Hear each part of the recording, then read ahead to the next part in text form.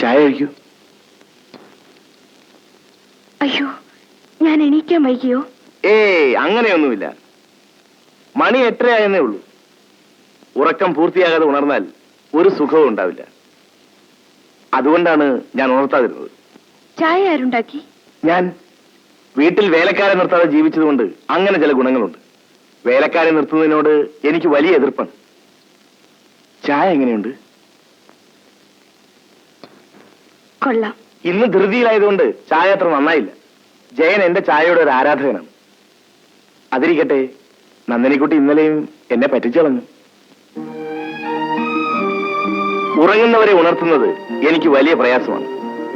ഞാൻ ഇന്നലെ മടങ്ങി വന്നപ്പോ നന്ദിനിക്കുട്ടി സുഖമായി ഉറങ്ങും. പിന്നെ ഇങ്ങനെ ഉറങ്ങാൻ തുടങ്ങിയാൽ ഉണർത്തേണ്ടി വരും. ഇന്നലെ ഇവിടുന്ന് പോയതിനു ശേഷം ആരോ ഫോൺ ചെയ്തിരുന്നു. ഇവിടെ ഉണ്ടോന്ന് ചോദിച്ചു. ആരാണെന്ന് ചോദിച്ചു? ഇല്ല. ഇനി ആര് ഫോൺ ചെയ്താലും ആരാണെന്ന് ചോദിക്കണം. ഒരു ബിസിനസ്സുകാരന്റെ ഭാര്യയാണെന്ന് ഓർമ്മിക്കണം. ഞാൻ ഓഫീസിൽ പോയാൽ വൈകുന്നേരമേ വരും. ഇന്ന് ഞാൻ ബോയെ അങ്ങോട്ട് അയക്കാം. നാളെ മുതൽ ഉച്ചയ്ക്ക് അവന്റെ കയ്യിൽ ഊണ് കൊടുത്തയച്ചിട്ടുണ്ട്. എന്നാ സാറൊന്ന് എഴുന്നേറ്റ് പല്ല് തേച്ച് കുളിച്ചാട്ടെ.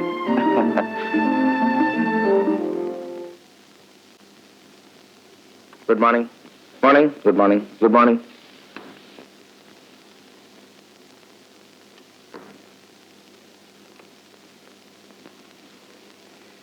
തന്നെ ഇന്നലെയും കാണാത്തപ്പോ ഞാൻ കരുതി താൻ പണിയൊക്കെ മതിയാക്കി പെണ്ണ് കെട്ടി താമസമായെന്ന്. ഇന്ന് കണ്ടപ്പോ എന്ത് തോന്നുന്നു? താൻ വല്ലാതെ ക്ഷീണിച്ച് അവശനായെന്ന്. താൻ ഇത്ര പെട്ടെന്ന് ഇങ്ങനെ ആയാലോ? കല്യാണം കഴിച്ചാൽ ഇങ്ങനെ ഒരു ചടങ്ങുണ്ടല്ലോ, ഓരോരുത്തരായി വധിക്കുക. താനും വധിച്ചോ. എന്നാലും താൻ ആ മാത്യൂസിനെ ഒറ്റപ്പെടുത്തിയത് കഷ്ടമായി. ഇനിയിപ്പോ അവൻ ആരെ കൂട്ടുപിടിക്കും? മാത്യൂസ് ഒരു കാലത്ത് വിവാഹം കഴിക്കും. അയാൾക്ക് ആര് പെണ്ണു കൊടുക്കും? അയാൾക്ക് പെണ്ണുങ്ങളെ കാണുമ്പോഴേ വെപ്രാളമല്ലേ? അതിരിക്കട്ടെ, എങ്ങനുണ്ട്? എന്തോന്ന്? എങ്ങനെയുണ്ടെന്ന്? താൻ പോടും. തന്റെ ഭാര്യ എങ്ങനെയുണ്ടെന്ന്? ഭാര്യ എങ്ങനെയുണ്ടെന്ന് ചോദിച്ചാൽ ഞാൻ എന്ത് പറയും? താമൊന്ന് കാണ്. ഇന്ന് വൈകുന്നേരം തന്നെ ഞാൻ വരും. പക്ഷെ ഇന്നലെ രാത്രി തന്റെ ഭാര്യയുടെ സ്വരം ഞാൻ കേട്ടു. എങ്ങനെ? ഇന്നലെ രാത്രി ഞാൻ ഫോൺ ചെയ്തു. അപ്പൊ താൻ വന്നു എന്നറിഞ്ഞു. പിന്നെ തന്റെ കല്യാണ കോൾ ആയതുകൊണ്ട് ബുദ്ധിമുട്ടിക്കണ്ടെന്ന് കരുതി. ഹലോ സാർ, വിവാഹമൊക്കെ കഴിഞ്ഞല്ലേ? കൺഗ്രാറ്റുലേഷൻസ്. Thank you. ഞാൻ എന്തോ പറയാൻ വന്നല്ലോ, മറന്നുപോയി. പിന്നെ വർമ്മ കമ്പനിയുടെ ജനറൽ മാനേജർ വിളിച്ചിരുന്നു. ഹലോ, 66423 ഒരു കോൾ ബുക്ക് ചെയ്തിട്ടുണ്ട്. സാർ ഒപ്പിട്ടു. ഞാൻ പോയിട്ട് വരാം. ഇവിടെ കണ്ടില്ലേ? തനിക്ക് വല്ലതും മനസ്സിലായോ? ഇവൻ ആര് പെണ്ണ് കൊടുക്കാനാ?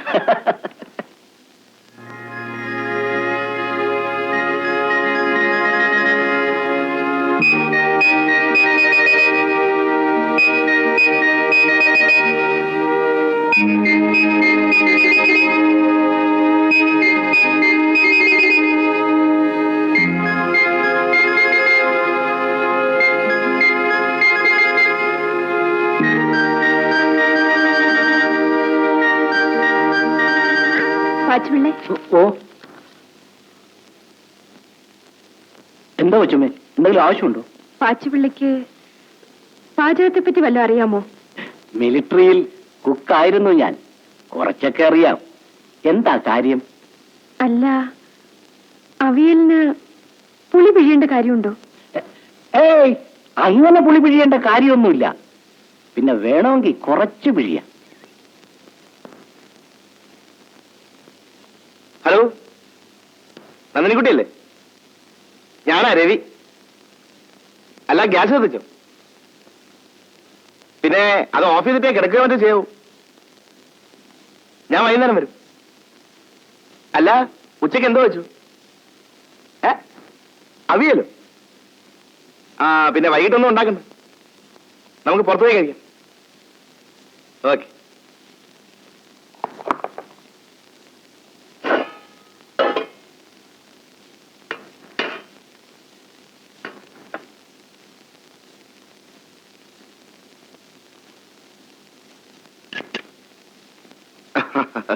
ഇരിക്കും. കല്യാണം കഴിഞ്ഞിട്ടും ഹോട്ടലിലെ ശാപ്പാട് കഴിക്കുന്നത് ഭാര്യയ്ക്ക് മോശമല്ലേ? രവി സാറേ, ഒരു കാര്യം ചോദിച്ചാ പറയാമോ? പിന്നെന്താ? എങ്ങനുണ്ട്? തരക്കേടില്ല. ലേശ എണ്ണ കൂടിപ്പോയതുപോലെ.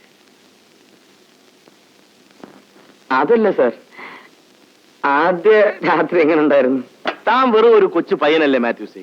തന്നോട് ഇതൊക്കെ പറഞ്ഞു തരുന്നത് എങ്ങനെ? I am very anxious. ഈ ആദ്യ രാത്രിയുടെ രീതികളൊക്കെ ഒന്ന് അറിയാനാ.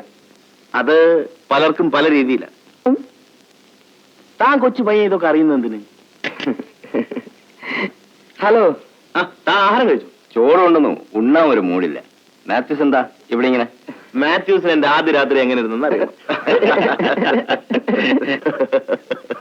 എനിക്ക് നാണമില്ലടോ മാത്യൂസ് ഇങ്ങനെയൊക്കെ പറയാം.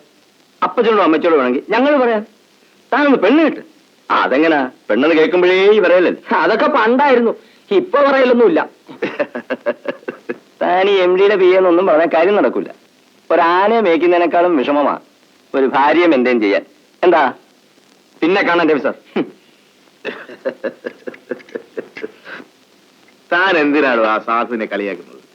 തനിക്കറിയില്ല, ഇങ്ങനെ കളിയാക്കിയാലേ അത് നന്നാവും. ഞാൻ ഇവിടുത്തെ ടെലിഫോൺ ഓപ്പറേറ്റർ അന്നാമയോട് ചോദിച്ചെന്ന് കേട്ടു, ഭർത്താവിന്ന് പരിപൂർണ സുഖം കിട്ടുമോന്ന്.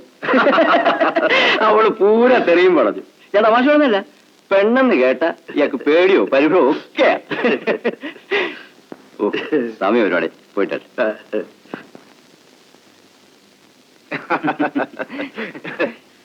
മിസ്സിസ് രവീന്ദ്രനാഥക്കുറുപ്പ്. നന്ദിനിക്കുട്ടി, ഞാൻ എപ്പോഴും പറയാറില്ലേ, ജയൻ എന്ന പിടികിട്ടാ പുള്ളി. ഹലോ. നമസ്തേ. അതിന്റെ ഭാര്യയാണ്. കൊടുകൈ തന്നെ സമ്മതിച്ചിരിക്കുന്നു. എവിടെ നാടോ ഇത്ര ഐശ്വര്യമുള്ള ഒരു പെങ്കൊച്ചിനെ കെട്ടിക്കൊണ്ടത്? മുതുകുളത്തോന്നു. ഞാൻ ആലോചിക്കാം, ലോകത്ത് പലരും പെണ്ണ് കെട്ടിയിട്ടുണ്ട്, ഞാനും കെട്ടി. ഒരു പെണ്ണെന്ന് പറയണ്ട, ഒരു സത്വം എന്ന് പറയുന്നതാ ശരി. ഞാൻ അവളുടെ സൗന്ദര്യം നോക്കിയിട്ടൊന്നല്ല കെട്ടിയത്. അവളുടെ അച്ഛൻ ചിട്ടി എടുത്ത് ഒരു 3.5 ലക്ഷം രൂപ ഉണ്ടാക്കി വെച്ചിട്ടുണ്ട്. അതിന് അവകാശികൾ വല്ലവരും വേണമല്ലോ എന്ന് കരുതിയിട്ട. മിസ്സിസ് സിയുടെ ദൂരെ ഏതോ സ്ഥലത്ത് പോയി എന്ന് പറഞ്ഞിട്ട് പോയിട്ട് വന്നു. അവൾ മാത്രമല്ല, നമ്മുടെ ദത്തന്റെ ഭാര്യ അടക്കം 6 പേർ. മൈസൂരിലെങ്ങാണ്ട് ഒരു സ്വാമി ഉണ്ട് പോലും. അയാളെ പോയി കണ്ടാൽ സർവകാര്യ സിദ്ധി ലഭിക്കും. സ്വാമി ആകാശത്തുനിന്ന് ഒരു ഏലസ് എടുത്ത് കൈ കൊടുത്തു. ഏലത്തിന് ശക്തിയുണ്ടോ ഇല്ലയോ, അവൾ ഏലസും കൊണ്ട് വീട്ടിൽ കയറി വന്ന ദിവസം നമ്മുടെ ഇരുമ്പോലിരുന്ന പട്ടി ക്ലീൻ. എനിക്ക് വയറ്റിളക്കും.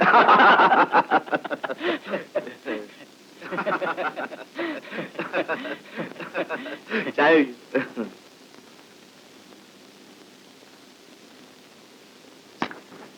എന്തു പറ്റി? ചായ നന്ദിനിക്കുട്ടി, ചായക്കെട്ട് പഞ്ചസാര എവിടെ നിന്ന് എടുത്തത്? ബ്ലാക്ക് സർട്ടിനിൽ നിന്ന്. അയ്യോ സോറി ജയൻ, അത് ഉപ്പായിരുന്നു. നന്ദിനിക്കുട്ടി കോളേജിൽ എന്താ സബ്ജക്ട്? ഹോം സയൻസാ? അല്ല, ഹോം സയൻസ് ആണ് ഇതൊക്കെ സംഭവിക്കും. എന്റെ ഭാര്യ ഹോം സയൻസ് ഫസ്റ്റ് ക്ലാസ്സാ. അയ്യോ, ഞാൻ വേറെ ചായ കൊണ്ടുവരാം. അതിനെന്താ, സാരമില്ല. നന്ദിനിക്കുട്ടി എനിക്ക് ബുദ്ധിപൂർവ്വം ഒപ്പിട്ട് തന്നതാ. നന്ദി വേണമല്ലോ.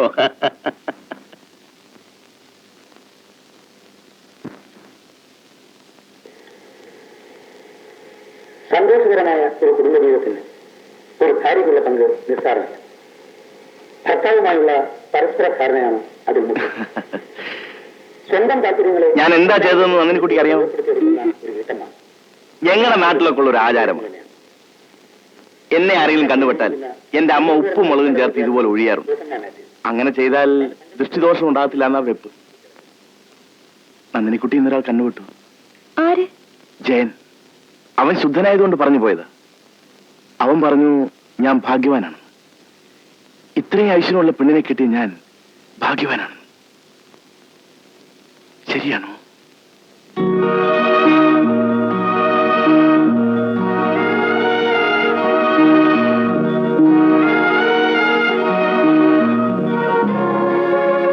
പറയൂ, ഞാൻ ഭാഗ്യവാനാണോ?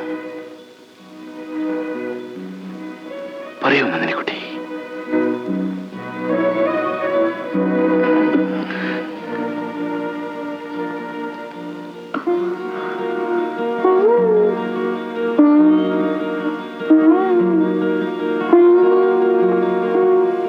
എനിക്കെന്റെ നന്ദിനിക്കുട്ടിയെ എന്നും ഇങ്ങനെ കണ്ടുകൊണ്ടിരുന്നാൽ മാത്രം മതി.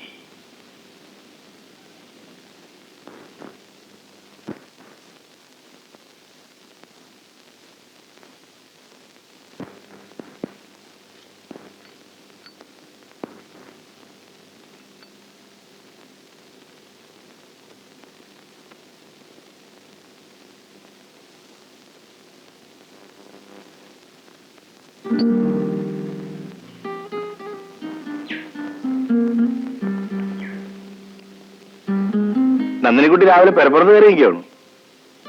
ഇതാ ചായ.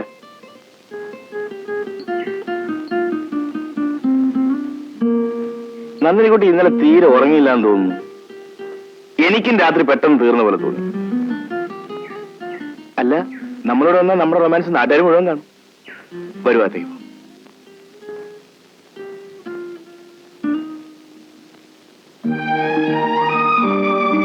ഇന്ന് ഞാൻ ഏത് ഷർട്ട് ഇടണം പറഞ്ഞോ? നന്ദിനിക്കുട്ടി പറയുന്ന ഷർട്ടേ ഞാൻ ഇടത്തുള്ളൂ. ഈ ഷർട്ട് മതി. ഓക്കെ, അവിടെ നിന്നാ പോരാ, ഷർട്ടും കൊണ്ടുവരൂ.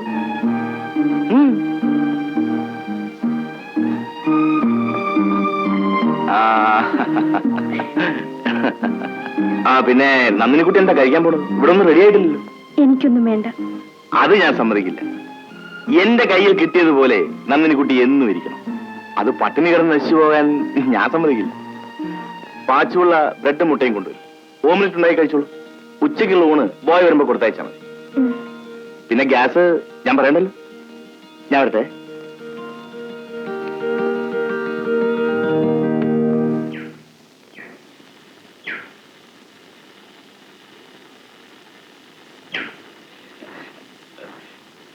കൊച്ചമ്മ നേരത്തെ എന്നെ വിളിച്ചായിരുന്നു. പാച്ചുപിള്ള മിലിറ്ററിയിൽ കുക്കായിരുന്നില്ലേ? എളുപ്പം ഉണ്ടാക്കാവുന്ന 2 കറികളുടെ പേര് പറയാമോ? അങ്ങനെ ചോദിച്ചാൽ ഈ ഉപ്പും മുളകും കൂടെ ഞെവിടിയാൽ ഒരു കറിയായി. അത് കറിയല്ലല്ലോ. പയറ് വെളിച്ചെണ്ണയിലിട്ട് വറുത്താൽ ഒരു കറിയായി. ശരി, ഒരു കറിയായി. ഇനി മാങ്ങ അവിയൽ ഉണ്ടാക്കാം. എന്ന് പറഞ്ഞാൽ പറ്റില്ല. എന്തെല്ലാം ചേർക്കണം, എന്തൊക്കെ ചേർക്കണ്ട എന്നൊക്കെ വിശദമായി പറയണം.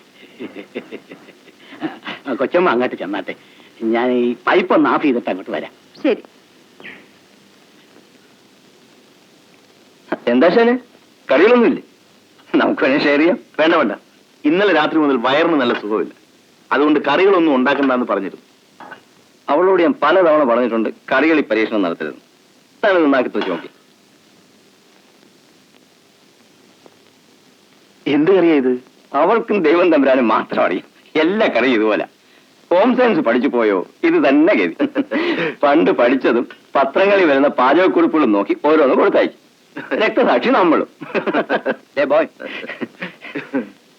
ഞാൻ വുഡ്ലൻഡ്സിൽ പോയി 2 സെറ്റ് ചപ്പാത്തി വാങ്ങിച്ചോളൂ. സാറുണ്ടെന്നല്ലേ? അതൊക്കെ ഇന്നലെ നീ അറിയുന്നു. ഇനി അവിടെ പോയി പറഞ്ഞേക്കരുത് ഞാനിതൊന്നും കഴിച്ചില്ലെന്ന്. ഓ, സമ്മതിച്ചു കൊടുക്കാതിരിക്കാൻ ഒക്കില്ല. എല്ലാം ഉഗ്രനാണെന്ന് പറയണം. അറിയാതെ വല്ല ദോഷവും പറഞ്ഞു പോയെങ്കിൽ തെണ്ടിയത് തന്നെ. ഇവരിത് എങ്ങനെ ഈശ്വരങ്ങളിൽ പടച്ചെടുക്കുന്നു? ചുവപ്പ്, പച്ച, മഞ്ഞ, നീല, വയലറ്റ്. ഇതിന്റെ പേരൊന്നും അറിയണമല്ലോ.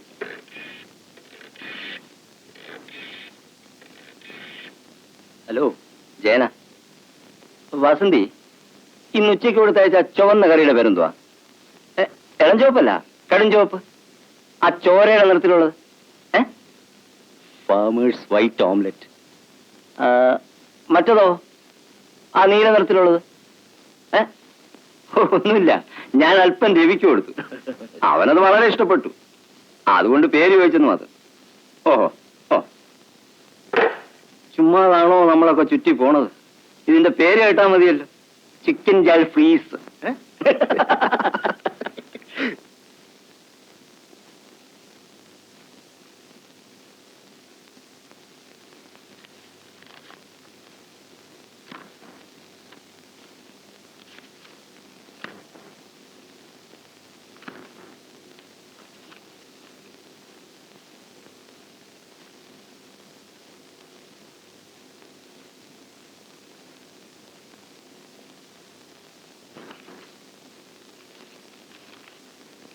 പ്രിയപ്പെട്ട മോനും മോക്കുമായി അമ്മ എഴുതുന്നത്. സുഖമായി അവിടെ എത്തിച്ചേർന്ന വിവരത്തിന് രവി അയച്ച കത്ത് കിട്ടി. 1-2 കാര്യങ്ങൾ ഓർമ്മപ്പെടുത്താനാണ് ഞാൻ ഈ കത്തെഴുതുന്നത്. അവിടെ നിന്നെ ഉപദേശിക്കാനോ പറഞ്ഞു തരാനോ ആരുമില്ലല്ലോ. ജീവിതത്തിൽ വലിയ അനുഭവങ്ങളൊന്നും നിനക്കില്ലെന്ന് അമ്മയ്ക്കറിയാം. പലപ്പോഴും നിനക്ക് ആൾക്കാരോട് പെരുമാറാൻ തന്നെ അറിയില്ല. എന്നാൽ ഇനി അതൊക്കെ ശീലിച്ചേ മതിയാവൂ. ഒരു ഭാര്യ എന്ന വാക്കിന് വളരെയധികം ഉത്തരവാദിത്വങ്ങളുണ്ട്. ഭർത്താവിനെ നീ കാണപ്പെട്ട ദൈവമായി കരുതണം. രവിയുടെ മനസ്സിന് വിഷമം തോന്നത്തക്ക രീതിയിൽ ഒന്നും പറയരുത്. നിന്റെ ഉറക്കം കുറയ്ക്കണം. അവിടെയും നീ രാവിലെ 8 മണി വരെ ഉറങ്ങാറുണ്ടോ? നിനക്ക് അടുക്കളപ്പണിയൊന്നും അറിയില്ലെന്ന് അമ്മയ്ക്കറിയാം. രവിക്കതറിയാമോ? കഴിവതും വേഗം അതെല്ലാം മനസ്സിലാക്കാൻ ശ്രമിക്കണം. രവിയോട് അന്വേഷണം പറയണം. ഇവിടെ വേറെ വിശേഷമൊന്നുമില്ല. നിന്റെ തത്തമ്മ പിന്നൊരിക്കൽ ഇവിടെ വന്നിരുന്നു. നിന്റെ പേര് ചൊല്ലി ഒരുപാട് കരഞ്ഞു. അമ്മയ്ക്ക് സുഖം തന്നെ. ആരുടെ കത്ത്? അമ്മയുടെയാ. ചേട്ടൻ എന്താ പൊട്ടിച്ചു വായിക്കുന്നത്? നന്ദിനിക്കുട്ടിയുടെ പേരിൽ വരുന്ന കത്ത് ഞാൻ പൊട്ടിച്ചു വായിക്കുന്നത് ശരിയല്ലല്ലോ എന്ന് കരുതി. എന്താ വിശേഷം? വിശേഷമൊന്നുമില്ല. എന്നെ അന്വേഷിച്ചിട്ടുണ്ടോ? പ്രത്യേകമായി അന്വേഷണം അറിയിക്കാൻ എഴുതിയിട്ടുണ്ട്. സന്തോഷം. അല്ല, എനിക്ക് തരാമെന്ന് പറഞ്ഞ ചായ എവിടെ? അയ്യോ, ഞാനിപ്പോ കൊണ്ടുവരാം.